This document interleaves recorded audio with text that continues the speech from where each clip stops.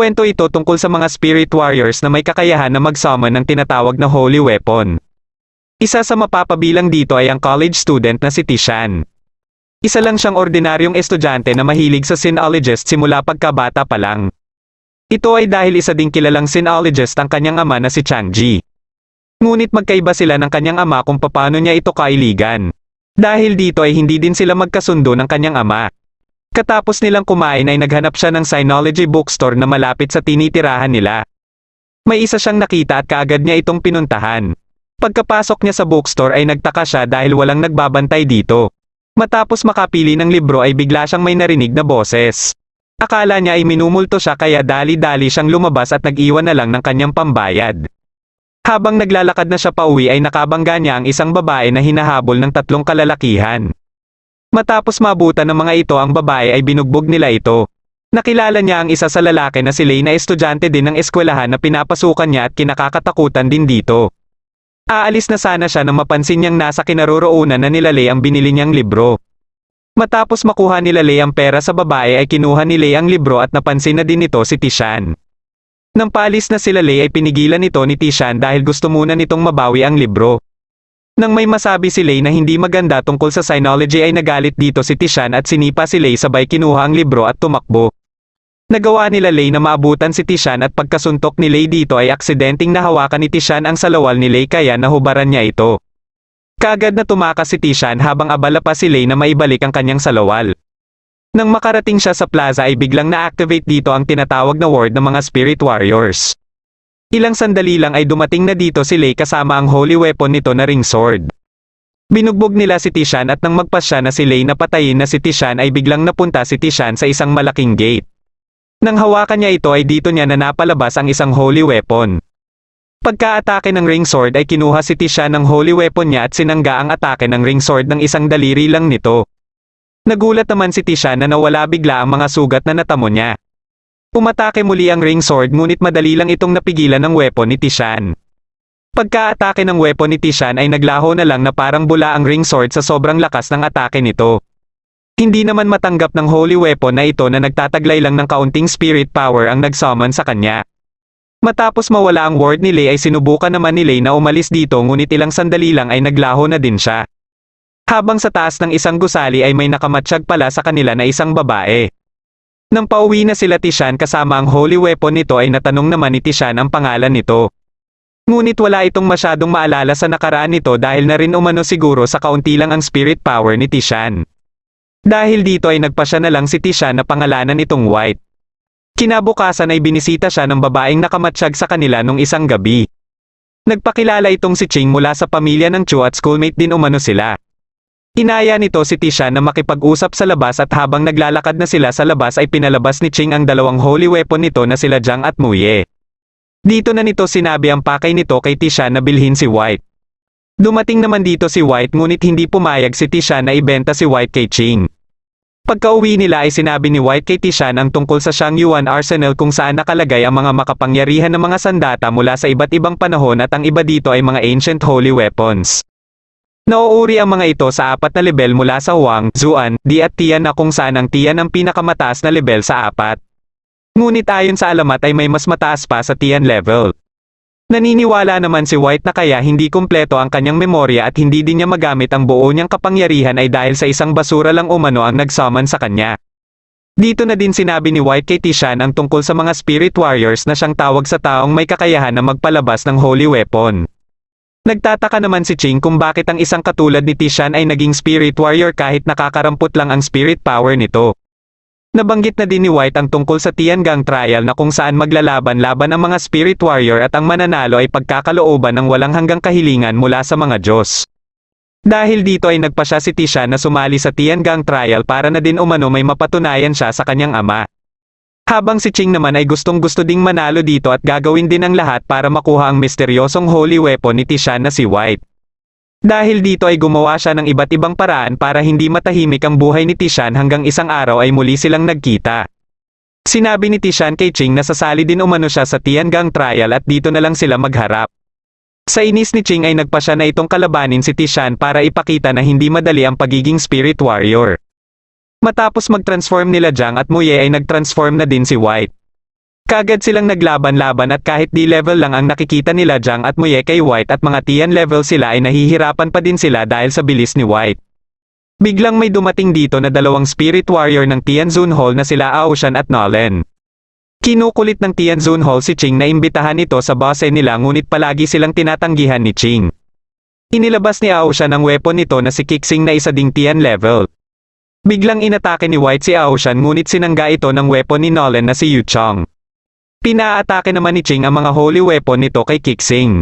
Habang sila White at Yu Chong ay nagumpisa na ding maglaban. Hindi din makapaniwala si Yu Chong na isang D-level lang si White dahil sa galawan nito. Pinagamit na ni Ching ang mga teknik ng kanyang mga weapon na nagdahilan sa pagkaubos ng kapangyarihan ni Kixing. Inilipat naman ni Muye ang nakuha nilang spirit power kay Kixing papunta kay White. Dahil dito ay iminungkahi na ni Nolan kay Aoshan ang pag-atras kaya inaasar na din sila ni Tishan. Wala nang nagawa si Aoshan kundi sundin na lang ang iminungkahi ni Nolan at umatras na sila. Nang makaharap nila ang kanilang pinuno na isa ding holy weapon ay napagalitan lang sila nito. Ito ay kung maaari ay mas mabuting maiwasan umano nila na maging kalaban si Ching. Layunin nila na makuha lahat ang mga weapon na likha ni Yezi kung saan kabilang dito sila Jiang at Muye. Nabanggit naman nila Aoshan si Tishan at ang misteryoso nitong holy weapon. Habang sila Tishan naman ay nagmeryenda muna at dito ay nabanggit ni Ching kay Tishan ang dalawang paraan ng Spirit Warrior para mag-summon ng Holy Weapon. Una ay ang Death Summon na siyang naranasan ni Tishan nung nililigpit na siya nila Lei. Ang pangalawa naman ay ang formal na seremonya na karaniwang ginagawa ng karamihan na Spirit Warrior. Dahil mag-asawa sila Jiang at Muye ay dalawa kaagad ang kanyang nakuha dahilan para hindi na din siya pwedeng mag-summon muli ng may Tian level. Inalok ni Ching si Tishan na magkaroon sila ng alyansa. Dahil sa pagtulong ni Tishan kay Ching para labanan sila Aoshan ay siguradong babalikan ng mga ito si Tishan. Dito lang din nalaman ni Tishan na kapag mamatay ang holy weapon ay sabay din itong masasawi ang nag-summon nito. Kaya nalaman ni Tishan na namatay pala si Lei matapos ang kanilang laban. Nagpa siya si Tishan na tanggapin ang alok ni Ching sa kanya. Katapos ay dinala siya nito sa mansyon nila Ching at nakita niya dito ang kanyang ina na nauna na palang inimbitahan ni Ching na manirahan pansamantala sa mansyon. Ito ay sa posibilidad na baka atikihin ng mga kalaban ang mga magulang ni Tishan ngunit ang ama nito ay abala sa trabaho kaya wala ito dito. Dito na din sinabi ni Ching ang plano nitong mag-summon muli ng isa pang holy weapon si Tishan at baka isang Tian level ang makuha nito. Dahil walang pera si Tishan na isa sa kailangan sa seremonya ay si Ching na ang bahala dito. Inumpisahan na nila ang seremonya at lumabas dito si Wajing ngunit isa lang din itong D-level. Kinagabihan habang naglilibot-libot sila sa mansyon ay nakasalubong nila ang iba pang mga weapon ng pamilya nila Ching. Kilala sila ni Waji dahil ang mga ito ang palaging nakakalaban ni Waji. Nagpa siya naman ang ina ni Tishan na umuwi na dahil may tindahan umano itong kailangan bantayan. Kinabukasan ay inumpisahan na nilang senayin sa pakikipaglaban si Tishan habang si White naman ay sumailalim sa pagsusuri ng isang weapon na may kakayahan na ayusin ang mga pinsala ng ibang mga weapon. Isang araw ay may pinuntahan silang tindahan para bumili dito si Tishan ng libro tungkol sa Sinology. Nang mauna sila Tishan papunta ng tindahan ay dumating dito ang reincarnation na anak nila Muye at Jiang na si Jian. Naramdaman kaagad ng dalawa na ito ang kanilang anak at katapos ay inilabas ni Jian ang weapon nito na si Shu. Naramdaman din kaagad ni White na may matinding spirit power sa di kalayuan. Matapos ma-activate ni Ching ang word nito ay nag-transform na si Jiang at naglaban sila ni Shu. Mabilis namang kumilos sila Tishan at White para puntahan sila Ching. Nag-transform na din si Muye para sumali sa labanan ngunit kahit ginagamit na nila ni Jiang ang kanilang teknik ay hindi ito umuubra kay Shu. Dito na gumamit ng matinding teknik si Shu dahilan para mahiwan ito ang kalsada. Umatake ito muli at pinunterya si Ching ngunit sakto namang dumating dito si Tishan at nagawang masagip si Ching. Pagka-atake nito muli ay sinangga na ito ni White. Nagulat si Shu dahil namukaan nito si White ngunit dahil hindi kumpleto ang memorya ni White ay hindi nito nakikilala si Shu. Aatake na sana ulit si Shu nang may marinig na boses si Jian. Dahil dito ay nagpa siya si Shu na umatras muna sila. Pagka-uwi nila Ching ng bahay ay naikwento nila Muye ang nakaraan nilang buhay. Sinimulan nila ang kwento sa kinikilalang pinakaunang swordsmith na si Yezi na siya ding ama ni Muye. Matapos nilang mailigtas ang sugatan na si Jiang ay naging katulong ito ni Yezi dahil na din sa talento ni Jiang sa paglikha ng mga sandata at Kelao na naging asawa ni Muye. Nalikha nila ang Zanlo na kinikilalang pinakamahusay na espada sa lahat. At ito ngayon ang kasalukuyang pinuno ng Tianzun Hall. Dahil sa naganap na digmaan ay nahiwalay sila kay Yezi. Matapos ang ilang taon ay pinalika sila ng espada ng hari ng Chu mula sa Flame Iron at Icy Iron na parehong holy ore kung saan nalikha nila ang dalawang espada. Dahil alam ni Jiang na ililigpit din siya matapos maibigay ang espada sa hari ay pinatago nito kay Muye ang male sword at sa inaasahan matapos maibigay sa hari ang female sword ay pinaligpit siya nito. Nalaman naman kaagad ng hari ang tungkol sa male sword at pinaghahanap din si Muye. Isinakripisyo ni Muye ang kanyang sarili para mabuhay ang kanilang anak na si Jian. Inalagaan naman si Jian ng isang matandang lalaki at nang malaman ni Jian ang nangyari sa mga magulang nito ay nagpa siya itong maghiganti sa hari. Sinabihan si Jian ng umampon sa kanya na kung isasakripisyo nito ang kanyang sarili ay may paghihiganti nito ang kanyang mga magulang. Nang magkita ang matandang lalaki at ang hari ay nagawa ng matandang lalaki na mapatay ang hari at isinama ang ulo nito kay Jian. Dahil sa kwento na ito nila Muye ay napaisip si Tisha na baka dahil dito ay naapektuhan ang reincarnation ni Jian kaya kinasukleman na nito sila Jiang at Muye at hindi stable ang spirit nito. Dahil na din sa kapangyarihan ni Shu ay nagpasya si Ching na iwasan muna nila na makipaglaban dito hanggat hindi pa sila nakakaisip ng magandang plano. Isang araw ay nakipagkita kay Ching si Ye na kabilang sa management ng Tiangang Trial. Napag-usapan nila si Shu na konektado na umano kay Zanlu. Alam ito ni Ye dahil inimbitahan umano siya ni Zanlu na manirahan sa lugar nito ng ilang araw at dito niya nakita kung paano umano nila na brainwash si Jian.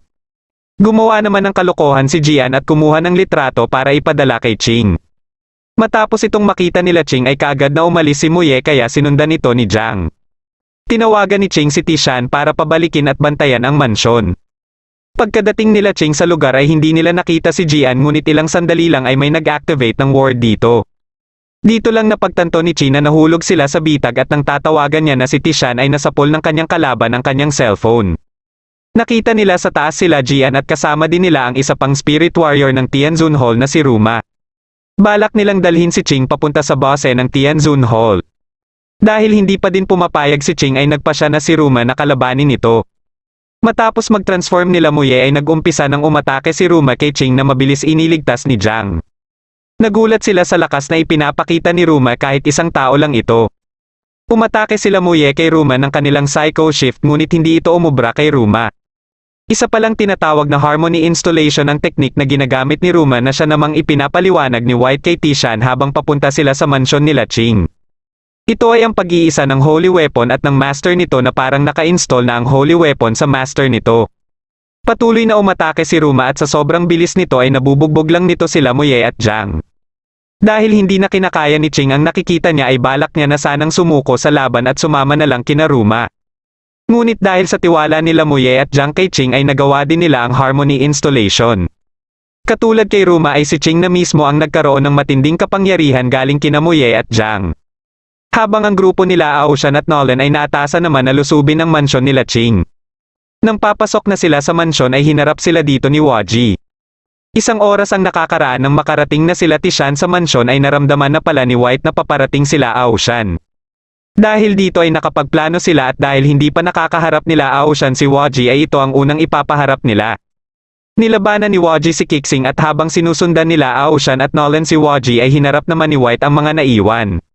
Dumating din dito ang tatlo pang weapon nila Ching at madali lang nilang natalo ang mga kalaban. Nagsimula nang umatake si Ching kay Ruma at sa sobrang lakas na ni Ching ay hindi makapaniwala dito si Ruma. Nagawa ni Ching na mapuruhan si Ruma at tumilapon ito sa isang gusali. Ipinagpatuloy nila dito ang kanilang laban at kahit anong atake ni Ruma ay hindi niya na natatapatan ang lakas ni Ching.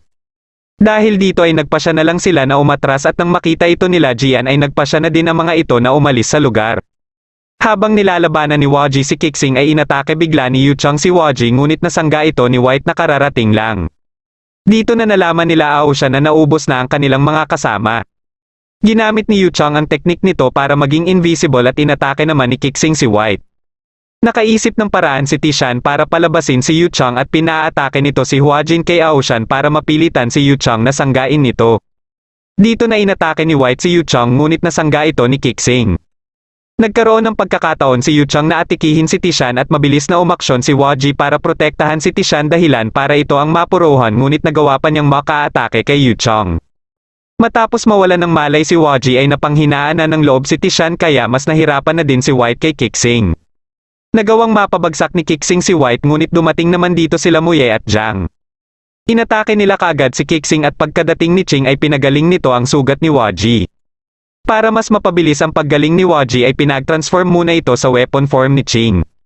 Inutusan din pala ni Tishan ang tatlong holy weapon para tulungan si Ching na maibalik ang spirit power nito kaya mabilis itong nakabalik ng mansyon.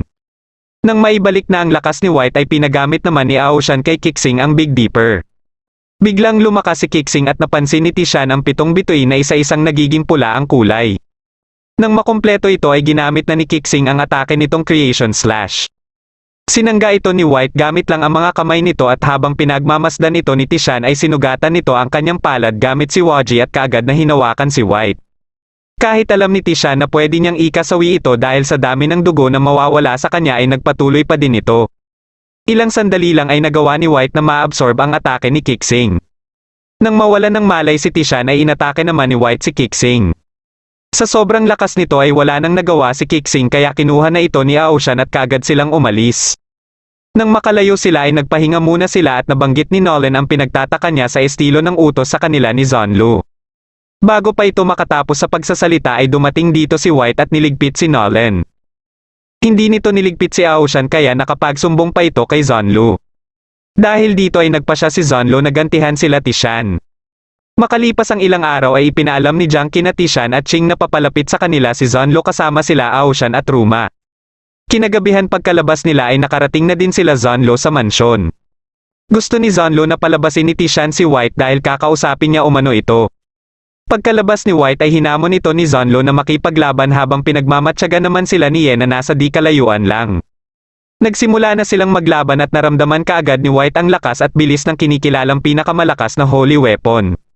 Naalala niya ang sinabi ni Ye na abilidad ni Zonlu na tinatawag na Shonapith kaya sobrang bilis nito. Nagawa ni Zonlu na masugatan si White ngunit nagtataka pa din si Zonlu na hindi napurohan si White at nagawang maiwasan ang ibang nauna niyang atake. Habang ang ibang weapon ni Ching ay may inihahanda pala sa kagubatan. Nang makumpleto na nila ito ay may ginawang teknik si Tishan para palakasin si White. Nang mapansin ni Ye na bumagal si Zonlu ay inatake nito si Tishan ngunit biglang nagawa ni Tishan ang Harmony Installation kasama si Waji. Hindi makapaniwala si Ye na alam pala ni Tishan na pinagmamatyagan niya ito. Nalaman ito ni Tishan nang bigyan lang siya ni Ching ng 10 minuto para makabalik sa mansyon kahit hindi nito alam ang kanyang lokasyon. Na siyang iminungkahi pala ni Ye kaya napagtanto niya kaagad na pinagmamatyagan siya ni Ye. Dito na din nila nalaman na hindi pala si Zonlu ang nag-utos kina Aoshan at Nolan na atikihin ang mansyon at hindi din pala si White ang pumatay kay Nolan. Nabanggit naman ni Zonlu ang tungkol sa debris na palaging daladala nito na ayaw umano ni Ye na ipabigay kahit kanino. Ngunit habang naglalaban umano sila ni White ay nararamdaman niya na nagre-respond ito kay White. Dahil alam din ni Zonlu na magaling si Ye sa face shifting art ay napagtanto kaagad nila na si Ye ang nagpanggap bilang Zonlu at utusan sila Aoshan at siya ding nagpanggap bilang White para paslangin si Nolan. Kaagad na inatake ni Tishan si Ye ngunit dumating naman dito sila Jian na siyang sumangga sa atake ni Tishan. Dahil dito ay nagawa ni Ye na makatakas dito. Ibinigay naman ni Zonlu kay White ang sinasabi nitong debris na pinaniniwalaan niyang pagmamayari ni White. Matapos itong mailagay kay White ay nagkaroon ito ng ibang mga alaala sa nakaraan. Katapos nito ay pinagtulungan nila Zonlu na kalabanin si Shu. Ngunit kahit sabay-sabay silang umaatake ay hindi pa din ito umuobra kay Shu. Umatake na din si Tishan kasama sila Ching at White. Hanggang sa magkaroon ng pagkakataon si White na matamaan si Shu. Dahil dito ay nagpasya na si Shu na gamitin na ang buong kapangyarihan nito. Dinala niya sila Tishan sa ibang dimensyon na nilikha niya. Nagpatuloy ang kanilang labanan dito at nakaisip naman ng paraan sila Tishan para ibalik sa katinoan si Jian. Ipinadala ni Ching si Muye para ito ang kumausap kay Jian ngunit sinakal lang ito ni Jian. Napag-alaman nila White na may 3 kaluluwa sa katawan ni Jian na tinatawag na Trinity Fusion. Nagpalabas si Shu ng matinding kapangyarihan kaya nagsitilapon silang lahat. Nang binitawan na ni Jian si Muye ay puwersa naman nito si Shu na isagawa nila ang Harmony Installation. Dahil dito ay nawasak na din ang dimensyon na nilikha ni Shu dahilan para makabalik na sila. Humingi ng pabor si Tishan kay Zonlu at muli nilang ginawa ang pagpapalakas kay White. Katapos ay isinagawa naman nila Tishan at White ang Harmony Installation. Pagka-atake ni Jian ay hinigop lang ito ni Tishan at ibinalik kay Jian. Muling naghanda si Tishan sa pag-atake at nang maghahanda na din sana si Jian ay pinigilan ito ng 2 kaluluwa. Dahil dito ay napurohan ni Tishan si Jian dahilan ng pagkatalo nito. Matapos makita nito sila Jiang at Muye ay nakita din nito ang mga nangyari sa nakaraan. Nakatanggap naman ng tawag si Ching mula sa ina ni Tishan. Nang maipaalam ito ni Ching kay Tishan ay kaagad na nagtungo si Tishan sa kanilang tinitirahan at nakita niya ang kanyang ina na wala ng malay. Matapos niya itong ilipat sa sofa ay nagising ito at sinabihan siya na iligtas ang kanyang ama. Muli itong nawala ng malay kaya dinala niya ito sa hospital. Nang mabanggit ni White na kailangan mahanap kaagad nila si Ye ay hindi ito nagustuhan ni Waji at pati na din ni Tishan. Dahil dito ay nagkaroon sila ng hindi pagkakaunawaan ni Tishan dahil parang wala umanong pakialam si White sa ina ni Tishan at mas inuuna pa si Ye. Nagpasya na lang si White na lumabas ng hospital para hindi na mas lumala pa ang gulo. Nang makauwi na sila ay ipinaalam ni Zonlo kay Ching ang ginagawang paghahanap ng mga tauhan nito kay Ye. Kinausap naman ni Ching si Tishan at dito ay napag-usapan nila ang ina ni Ching. Ito ay para bigyan ni Ching si Tishan ng lakas ng loob base sa naging karanasan nito noong bata pa ito. Habang si White naman ay kinausap ni Zonlo. Dito na sinabi ni Zonlo na isang pusa ang kanyang master. Dagdag pa nito na natural lang na uminit ang ulo ni Tishan dahil may problema ito sa pamilya. At bilang weapon nito ay dapat mas ipakita pa umano ni White ang suporta nito kay Tishan. Pinuntahan ni White sila Tishan at Ching sa labas at nang makita niya ang mga ito ay may bigla siyang naalala na dalawang tao. Pagkaalis ni Ching ay nagkausap na ng maayos sila Tishan at White. Biglang sumakit ang ulo ni White kaya kaagad itong inalalayan ni Tishan. Ayon kay White ay dahil siguro ito sa debris na ibinigay sa kanya ni Zonlo. Matapos ang ilang araw na paghahanap sa lokasyon ni Ye ay natunton na din nila ito sa wakas. Kaagad silang kumilos para puntahan ang lugar na ito na isang kuweba. Habang naglalakad sila dito ay may naapakan si Ching na patibong kaya dali-dali itong sinangga ni Zonlo. Nagpakita sa kanila si Ye pati na din ang ama ni Tishan na nakagapos. Naglabas si Ye ng portal na papasukan umano nila Tishan patungo sa kinaroroonan nila Ye. Hindi nagdalawang isip si Tishan na pasukin ito at sinundan siya ni White. Napunta si White sa Shangyuan Arsenal at naramdaman niya dito ang Emperor na si Tai Yi na dati niyang master. Habang si Tishan naman ay napunta sa mismong kinaroroonan ni Ye. Nang nilalapitan na ni Ye si Tishan ay biglang dumating dito si White at inatake si Ye. Sa pagkabiyak ng maskara ni Ye ay nagulat sila na kamukha ito ni White. Ayon kay Ye ay iisa lang umano sila ni White at parehas silang parte ng ancient holy weapon na Hongming Heaven's Bell. Dahil pwede nilang higopin ang isa't isa ay iminungkahi ni Ye na magpahigop umano sa kanya si White para mabuo muli nila ang kapangyarihan ng holy weapon. Makakapamuhay din umano sila ng malaya dahil hindi na nila kakailanganin pa ng master. Tinanggihan ito ni White kaya muling ipinakita ni Ye sa kanya ang araw ng parusahan siya ni Tai Yi sa salang hindi niya ginawa. Ito ang dahilan kaya galit na galit naman si Ye kay Tai Yi. Nang aatake na si White kay Ye ay nagawa siyang mapigilan ni Ye gamit ang teknik nito at nadamay din dito si Tishan sa paglapit nito kay White. Habang patuloy naman sa paglalakad sila Ching ay hinarap sila dito ng mga alagad ni Ye. Ngunit dahil sa lakas na taglay nila ay madali lang nilang naubos ang mga ito. Sinubukan nila Tishan at White ang Harmony Installation ngunit hindi ito gumana. Pinagtawanan sila ni Ye at may ginawa ito sa kanila dahilan para hindi sila makagalaw. Ayon kay Ye na kaya hindi nila magawa ang Harmony Installation ay dahil ito sa nagkaroon sila ng tampuhan na siyang sumasalungat sa Harmony Installation. Muling pinakitaan ni Ye si White ng kanilang naging pamumuhay matapos silang itakwil ni Tai Yi. Katapos ay sinubukan ni Ye na unti-unti nang higupin si White.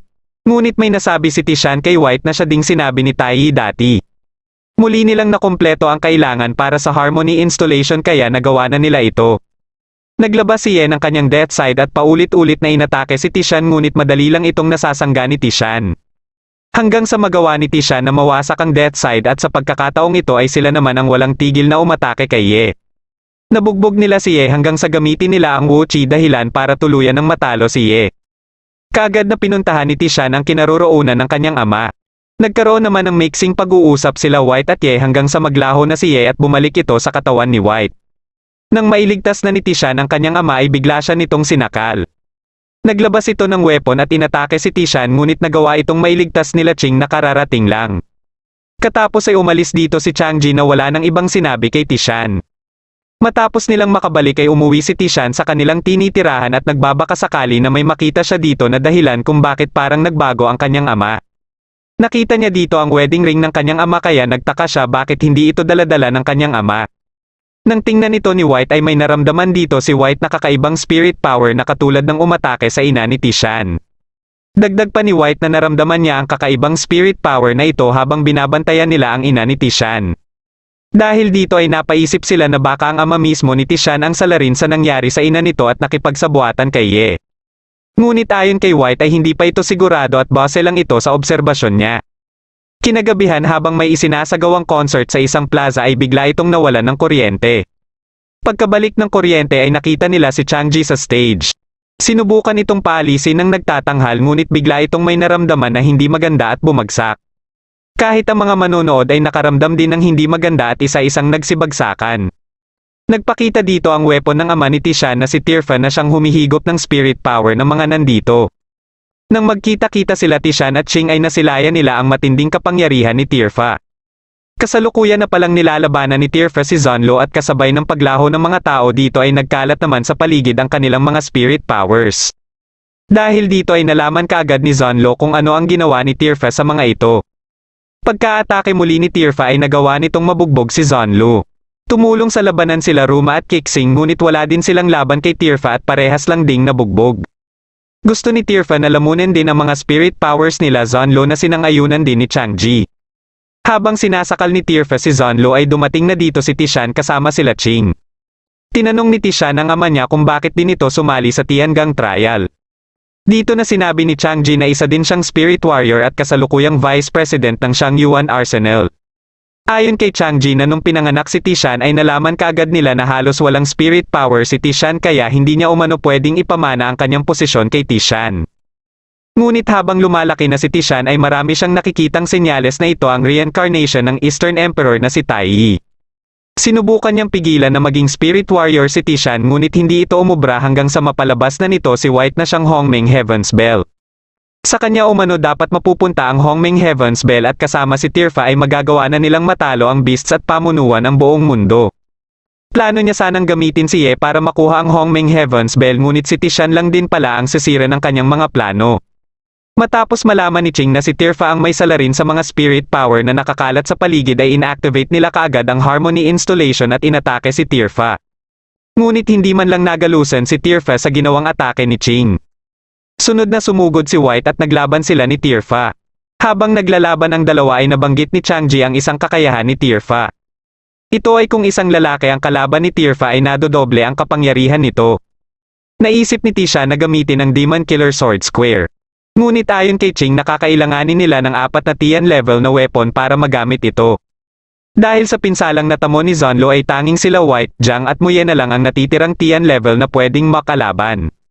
Naglabas si Tirfa ng matinding kapangyarihan dahilan para hindi makagalaw ng maayos sila Tishan. Nakaisip ng paraan ang 3 weapon ni Ching para maging Tian level na si Waji. Kaya umano itong makamit ni Waji kung sakaling higupin silang 3 ni Waji. Ngunit kapalit nito ay maglalaho na din silang 3 sa mundong ito. Kahit ayaw itong mangyari ni Waji ay napilitan siyang gawin ito para maisalba ang kanilang mga master. Makalipas ang ilang sandali ay tuluyan ang naabot ni Waji ang Tian level. Dahil dito ay mayroon na silang 4 na Tian level at kaya na nilang gawin ang Demon Killer Sword Square. Inumpisahan nila ito kaagad at pinunteriya si Tirfa ng pinagsama nilang mga atake. Matapos nilang matamaan si Tirfa ay nanghina na ito. Tinawag ni Tirfa si Changji para humingi ng spirit power dito.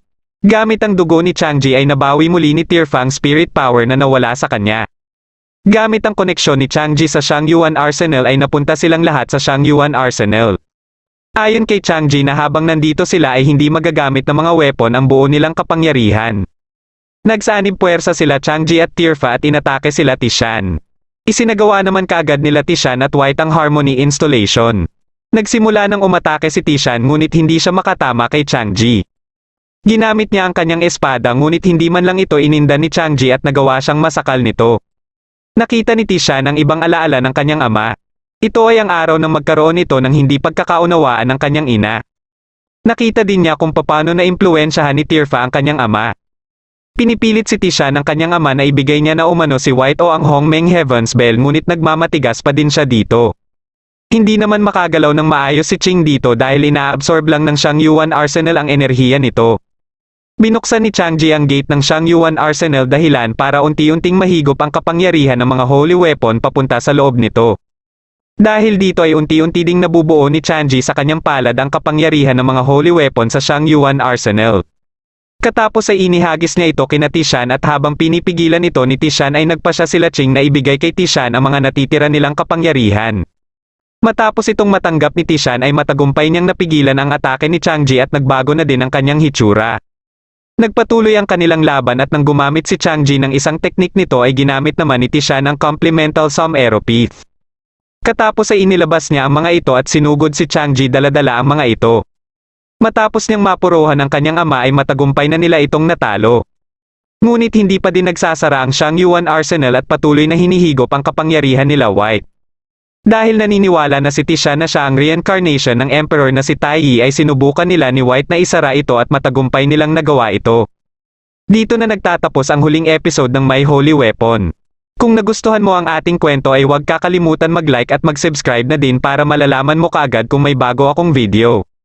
Maraming salamat sa panonood at shoutout na din kina